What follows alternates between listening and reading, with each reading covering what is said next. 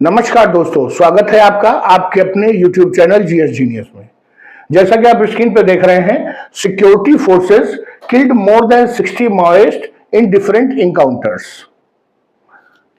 अलग अलग इनकाउंटर्स में सुरक्षा बलों ने 60 से अधिक माओवादियों को मार गिराया है। कहां की यह घटना है? घटना है छत्तीसगढ़ की। जनवरी में जब छत्तीसगढ़ में पहला बड़ा कांड माओवादियों ने किया था, वहां एक आईडी ब्लास्ट किया था जिसमें कि 8 जवान मारे गए थे।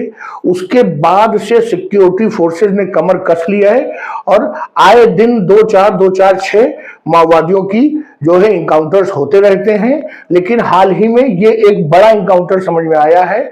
अलग अलग जगहों पर 2-3 घटनाओं को मिलाकर के 60 से अधिक माओवादी मारे गए हैं। तो मित्रों, कहां पर ये माओवादी मारे गए हैं, किस प्रकार पूरी न्यूज आगे बढ़ी, कैसे डेवलपमेंट हुआ, इन सब चीजों को इस वीडियो में हम समझने का प्रयास करेंगे। अगर आप हमारे चैनल पर नए हैं तो हमारे चैनल को सब्सक्राइब कर लीजिए। हमारे चैनल पर इसी प्रकार की आपके आसपास की देश दुनिया की जो छोटे छोटे समसामयिक मुद्दे हैं उनको वीडियो के माध्यम से प्रस्तुत किया जाता है। तो चलिए मित्रों, देखते हैं।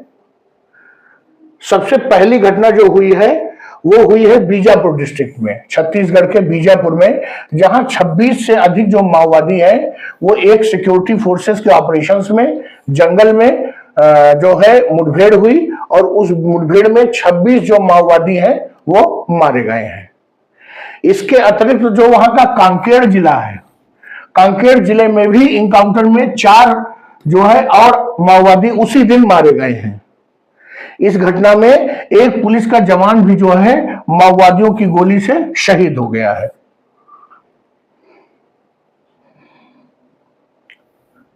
इसके जस्ट एक दिन पहले, जिस दिन 26 और 4 लोग मारे गए हैं, उसके एक ही दिन पहले करीब ये जो एक प्रतिबंधित संगठन है CPI, communist party of India माओवादी, इसका जो ये प्रतिबंधित संगठन है, इसके करीब 30 सदस्य जो है बस्तर क्षेत्र में जो है ये 2 अलग अलग सेपरेट इनकाउंटर्स में मारे गए थे थर्सडे वाले दिन।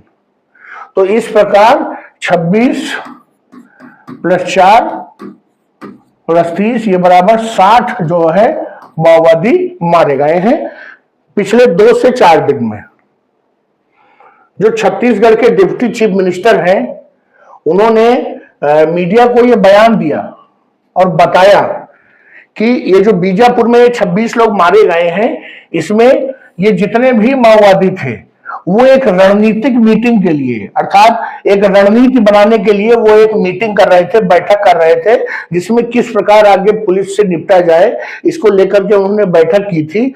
और उसी समय पुलिस को एक इनपुट मिला, अर्थात पुलिस को एक मुखबिरी मिली और पुलिस को सूचना मिली कि यहाँ पर बड़ी संख्या में माओवादी इकट्ठा हैं। पुलिस ने तुरंत एक्शन लिया और जंगल को घेर लिया। इसमें एक ज्वाइंट टीम थी जिसमें कुछ बीएसएफ के जवान थे, डिस्ट्रिक्ट रिजर्व गार्ड थे और स्टेट पुलिस के भी जवान थे। वो तुरंत एक्शन में आए और जैसे ही एक्शन में आए उन्होंने जंगल को घेर लिया और दोनों तरफ से गोलीबारी हुई। जैसे पुलिस ने उनको चैलेंज किया कि सरेंडर करें, तो उन्होंने गोलीबारी करनी शुरू कर दी और सिक्योरिटी फोर्सेस की ओर से भी गोली चली और अंततः जो है उसमें 30 से अधिक जो माओवादी हैं वो मारे गए। जो पुलिस के ऑफिसर्स हैं, सीनियर अधिकारी, उन्होंने कहा कि जो वहां से 30 डेड बॉडी निकाली गई हैं जंगल से माओवादियों की, उसमें से 18 की पहचान हो चुकी है। 18 में 14 फीमेल माओवादी हैं। आप समझ सकते हैं कि अगर ये जो महिला माओवादी इतनी ज्यादा एक्टिव हो गई हैं तो वास्तव में अब उनके पास, जो माओवादियों के पास ज्यादा लोग नहीं रह गए हैं और धीरे धीरे पुलिस उनकी सफाया करती जा रही है। और जो 26 जो आतंकवादी यहाँ बीजापुर में मारे गए हैं, इनमें भी 18 लोगों की पहचान हो गई है। बाकी बचे हुए लोगों की जो है पहचान की कोशिश चल रही है। ये जो माओवादी होते हैं वो रहने वाले कहीं और के होते हैं और उनका जो काम कहीं और कर रहे होते हैं, इसलिए बहुत ज्यादा इनका जो परिचय है या जो कौन लोग हैं, ये बहुत ज्यादा जनता में या पुलिस में आउट नहीं होता है, इसलिए इनकी पहचान करने में एक दिक्कत होती है। जो कांकेर जिले में जो कुछ लोग मारे गए हैं उनमें एक बहुत बड़ा जो है माओवादियों का जो है बहुत बड़ा नेता था लोकेश, वो भी मारा गया है। ये PLGA कंपनी नंबर 5 का प्लाटून कमांडर था। जैसे कि पैरामिलिट्री फोर्स में प्लाटून कमांडर होते हैं, वैसे ये भी अपने वहां एक रैंकिंग बनाते हैं और उसमें वो प्लाटून कमांडर था लोकेश, वो भी मारा गया है। इन माओवादियों के पास से बहुत भारी मात्रा में जो हथियार और गोलियां बरामद हुई हैं, AK-47 राइफल मिली है, कई SLR मिली है। इसके अलावा जो भारतीय सेना जिस राइफल का इस्तेमाल करती है इंसास, वो मिली है। 3 जो है 303 राइफल मिली है।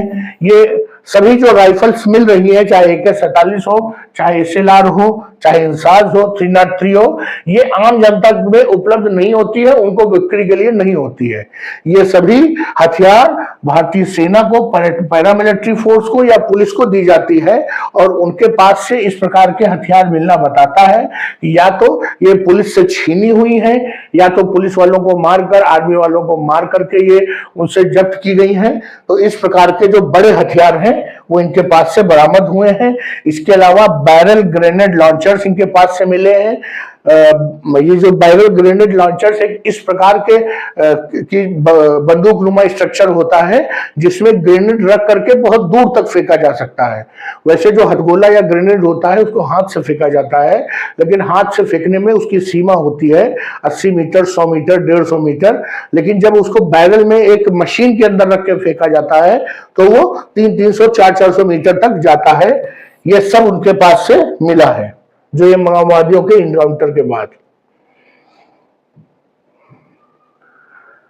ये जो 3 बड़े इनकाउंटर हुए हैं जिसमें कि 26, 4 और 30 माओवादी मारे गए हैं, तो छत्तीसगढ़ में इससे जो माओवादियों की है वो कमर टूट गई है। पूरी तरह से उनका जो है वो कमजोर पड़ गए हैं। इतनी बड़ी संख्या में एक साथ माओवादियों के मरने से जो माओवाद आंदोलन वहां चल रहा है वो काफी हद तक कमजोर पड़ा है। बड़ी भारी मात्रा में इस वर्ष जब से जनवरी में ID ब्लास्ट हुआ था बीजापुर वाला, उसके बाद से बहुत भारी मात्रा में जो माओवादी वॉलंटियर्स हैं वो मारे जा चुके हैं।